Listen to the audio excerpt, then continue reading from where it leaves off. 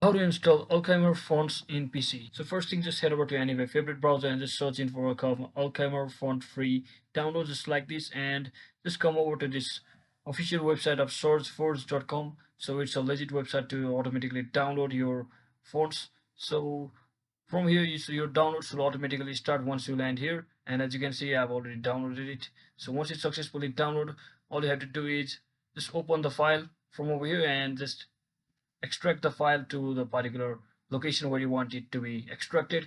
And once you extract it, now just simply open the folder from over here and simply click on Control A button on your keyboard. And once you do that, now just click on right click on your mouse from your mouse, and you can see there is an option called install. Just tap on install, and once it get installed, you can automatically delete all of these files. And just like that, you have successfully installed Alchemor Force on your PC or laptop. So that's it for today, guys. I hope this video was helpful. If it was, don't forget to like and subscribe to the channel. See you on the next one.